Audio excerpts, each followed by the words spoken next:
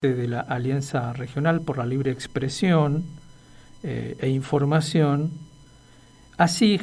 Hemos hablado varias veces con miembros de esta asociación por diversos temas que están vinculados con el funcionamiento institucional de la justicia, por ejemplo.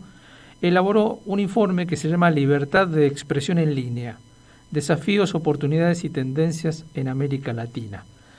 Para hablar de esto, que me parece un tema sumamente interesante, además de actual, y se me ocurre también, ya lo vamos a discutir esto, con muchos agujeros desde el punto de vista de la jurisprudencia, convocamos a Joaquín Caprarulo, que es abogado, que es coordinador del programa de fortalecimiento de la democracia de la Asociación Civil por la Igualdad y la Justicia, ASIG.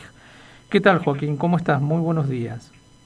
¿Qué tal? Muy buenos días. ¿Cómo estás? Muchas gracias por la invitación. ¿Qué tema, no? Porque me parece que hay un debate a nivel internacional en torno de estas cuestiones, ¿no? De la libertad de expresión en línea y tal cual ustedes lo plantean en el informe, hay muchos desafíos en esa discusión. Sí, digamos, el objetivo de este informe fue poner de relieve algunas discusiones bastante relevantes en lo que hace a justamente como bien decías vos, la libertad de expresión en línea, ¿no?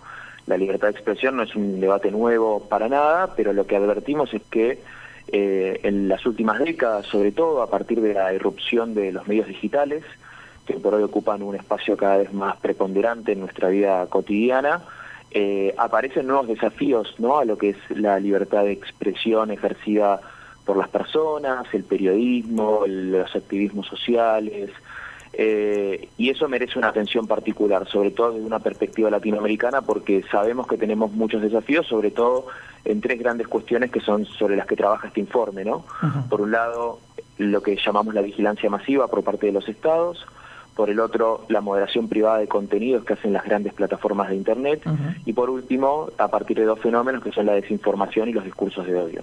Bien, nosotros estamos aquí en Misiones, a 2 cuadras, vamos a decirlo así, de Brasil. Eso hace que muchos de nosotros como periodistas sigamos muy de cerca el funcionamiento allí de estas cuestiones, y me parece que como laboratorio de investigación, sobre todo durante la gestión Bolsonaro, es ideal para ver esto, ¿no? Los tres temas: la acción de gobierno, por un lado, en relación a las libertades de expresión, el funcionamiento de las plataformas en relación a esto, y el funcionamiento de la justicia también en relación a este tema. Totalmente, sí. De hecho, una de las cosas que nosotros advertimos sobre el primer punto que vos mencionabas, que es el rol de los estados, es que en líneas generales los estados de América Latina han aumentado su capacidad tecnológica para realizar actividades de vigilancia masiva, ¿no? Uh-huh. Independientemente del perfil ideológico, del tipo de régimen político, de gobierno y demás, etcétera.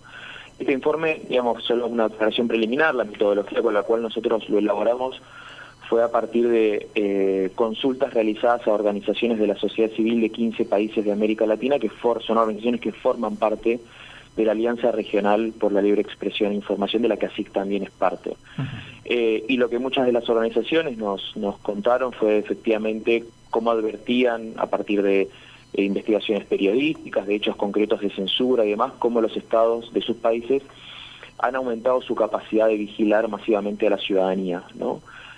Por una parte, monitoreando las opiniones que publican en las redes sociales, en Internet y demás, y por otro lado también a partir de estrategias específicas de espionaje, lo cual plantea un escenario muy preocupante, porque muchas de estas acciones, es otro de los puntos que advierte el informe, han derivado en prácticas de censura directa. Claro.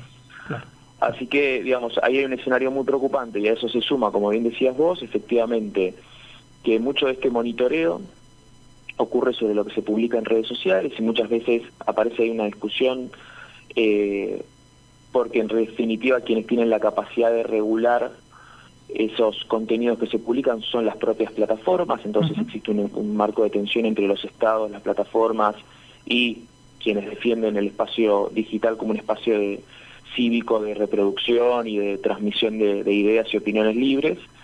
Y vemos ahí también de vuelta una discusión sobre, bueno, cuál es el rol que deben jugar estos grandes moderadores, que son grandes empresas con gran capacidad económica, bastante concentradas, y que en líneas generales, y esto le agrega un desafío a la discusión desde el foco latinoamericano, digamos, es que son empresas que tienen su asiento en otros países, claro, ¿no? Estados Unidos, China, incluso han aparecido varias redes sociales con origen chino, y otros países que están, en cualquier caso, están por fuera de nuestros estados. Entonces no quedan al alcance regulatorio de los estados latinoamericanos, pero tampoco quedan sometidas al escrutinio de la sociedad civil, ¿no? Digamos, y eso plantea un desafío porque no sabemos cómo definen sus políticas de moderación de contenido, bajo qué criterios, y tampoco sabemos cómo funcionan los algoritmos que deciden claro, cómo se aplican esas políticas de moderación de contenido, mediante las cuales muchas veces o bien bloquean usuarios y usuarias,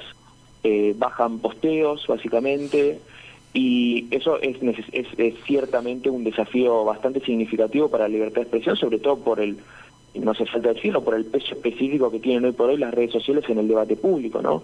Cuánto del día a día de la discusión cotidiana hoy por hoy pasa, por ejemplo, por Twitter, por Facebook. Vos nombrabas el caso de Bolsonaro, ¿no? Vemos como hoy los grandes líderes, tanto aquellos que ocupan un rol institucional como aquellos que no, usan estas redes sociales como principal vía de comunicación, ¿no? De transmisión de ideas hacia la ciudadanía y demás.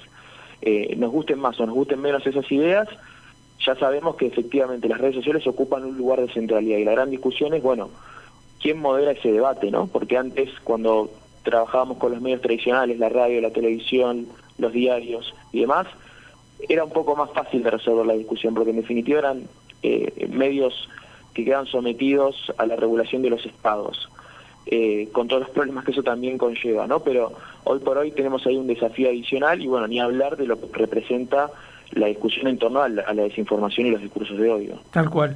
Y aparece otro tema que ustedes también en el informe lo trabajan, que a mí me pareció que es muy interesante para que lo podamos charlar, que es el derecho a la privacidad en esta era digital, ¿no? A partir de un informe hecho ya hace muchos años en los Estados Unidos. Pienso, a partir de lo que decías hace un ratito, en herramientas como Pegasus, desarrollada en Israel, claro, con la que han espiado a presidentes, les ha servido para perseguir periodistas, y que está a la venta, digamos, los estados lo compran y lo usan.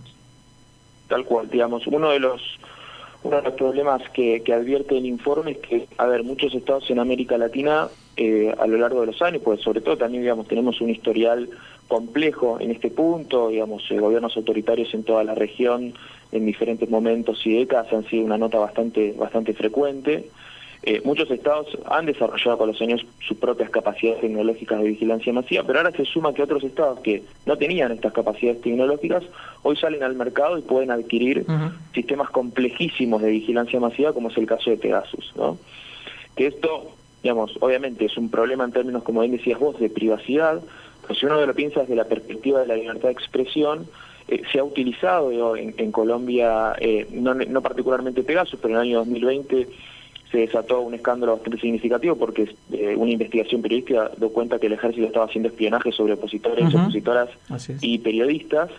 Lo que genera esto, además de una vulneración a la privacidad, repercute en la libertad de expresión, ¿no? Porque las personas que saben que pueden estar siendo vigiladas, obviamente, tienden a limitar sus opiniones o a minorar determinadas críticas o comentarios, y lo que hace es ir de a poco reduciendo el margen de libertades, ¿no? Va amedrentando, va generando una sensación de miedo, de zozobra sobre quienes emitan determinadas opiniones ante la posibilidad de estar siendo espiados. La libertad de expresión en ese sentido es muy delicada, ¿no? Digamos, cualquier amenaza obviamente tiende a poner en riesgo justamente los incentivos para que periodistas, personas, activistas se pronuncien con la más absoluta de las libertades. Entonces, la adquisición de estos sistemas de vigilancia, como bien advertías vos, es un problema muy preocupante, y que lo cierto es que ya no queda reducido a algunos pocos estados, sino que es una nota muy generalizada de toda la región.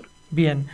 Otro aspecto importantísimo del informe, la verdad que lo estoy leyendo a toda velocidad, es para sentarse y leerlo con tranquilidad en todo caso, es el tema de las oportunidades que ustedes colocan en el propio título de la presentación. ¿Cuáles son las oportunidades que se ven? ¿Son oportunidades de discutir o aparece algún elemento para por lo menos intentar pensar que esto es en algún punto reversible? Mira, sí, oportunidades siempre hay, sobre todo porque América Latina es una región tremendamente rica en cuanto a estos debates, y tenemos, por suerte, una sociedad civil muy activa, ¿no? Entonces, por ejemplo, lo que hace la moderación privada de contenidos, hay organizaciones que ya vienen discutiendo a partir de declaraciones y una búsqueda bastante incansable por generar un debate respecto a este punto. Eso, ¿no? Espacios donde podamos discutir regionalmente, por ejemplo, con estas grandes plataformas sobre cómo abordar los desafíos de sus políticas de moderación de contenidos desde una perspectiva de derechos humanos. También aprovechar los espacios que tenemos en el ámbito latinoamericano, ¿no? A partir de la Organización de Estados Americanos, de la Comisión Interamericana de Derechos Humanos. De hecho, nosotros presentamos este informe la semana pasada en El Salvador junto al relator de Libertad de Expresión, Pedro Vaca, y un poco surgía también esta discusión, ¿no? Diferentes roles y actores que hoy por hoy podrían dar lugar a una discusión muy rica sobre el tema, que nos ayude a pensar, sobre todo porque son agendas muy de vanguardia, no solamente en América Latina, sino en el mundo, y todos están discutiendo qué hacer sobre este punto. Cuando hablamos de los discursos de odio y la desinformación, que son un problema que también en el informe quedan trabajado, sobre todo por la preocupación creciente que generan respecto a la calidad del debate público. Bueno, ¿cómo hacemos para regular la desinformación o para limitarla? ¿Cómo hacemos para regular los discursos de odio sin que esto signifique muchas veces también prácticas de censura o de avance sobre discursos que son legítimos? Bueno, todas esas grandes preguntas, todos esos grandes interrogantes son los que nosotros destacamos como una oportunidad, pero bueno, una oportunidad que también lleva una gran responsabilidad, porque la amenaza justamente de que los estados empiecen a regular en algunos casos de forma negativa cómo abordar estos fenómenos también está a la orden del día, y es importante que especialistas, activistas, gente que está realmente comprometida con la libertad de expresión, participe muy activamente para que estos debates se lleven a cabo, y se lleven a cabo pensando en la libertad de expresión como un derecho humano básico. Bien, para cerrar, dado que te tocó ser parte de la presentación de todo este trabajo, las devoluciones, el hecho de estar con otra gente que está discutiendo esto, ¿qué aparece más allá de la preocupación? ¿Es un tema que ha adquirido la dimensión en el debate público por fuera incluso de estas instancias? ¿O hay mucho que instalar todavía para que este debate se entienda como necesario? Mira, yo creo que eso depende mucho de los contextos nacionales. Nosotros, como te decía, presentamos este informe la semana pasada en El Salvador, donde la situación es verdaderamente muy preocupante, donde hay situaciones de persecución explícitas a periodistas, activistas en el día a día, a partir de lo que publican en redes sociales, de lo que publican en plataformas digitales, censuras a medios y demás. Entonces, digamos, hay países donde el tema es un tema de discusión, te diría, bastante en la medida de las posibilidades también, ¿no? Pero es un tema que aparece en primera plana en el debate público, ni hablar del caso de Nicaragua, donde también, digamos, hay un contexto de persecución bastante significativo por parte del Estado. Pero en otros países de América Latina, sobre todo, lo que pasó fue que a partir de la pandemia de COVID-19 y el desafío que representaban justamente las fake news o la desinformación, se desató un debate, ¿no?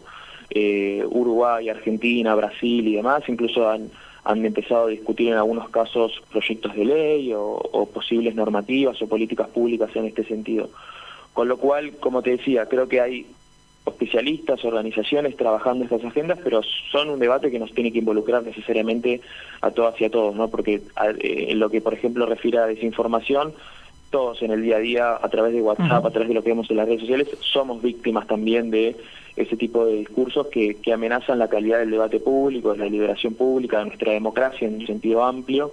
Así que, como bien decís vos, creo que, si bien creo que depende un poco de los contextos particulares, sí hay un desafío significativo del conjunto de la ciudadanía de poner el ojo en estos temas, sobre todo para que podamos tener un debate público de calidad en países donde tenemos tantos problemas por resolver y que tanto de ello depende de la capacidad de generar consensos que tengamos. Joaquín, te agradecemos muchísimo la amabilidad de habernos atendido, y muy posiblemente vamos a volver a molestarte por este tema porque es realmente apasionante, ¿no? Uno no alcanza a entender a veces la dimensión a nivel internacional que esta discusión tiene, ¿no? Muchísimas gracias a ustedes por la invitación, fue un placer, y bueno, siempre a la orden para cuando quieran volver a conversar.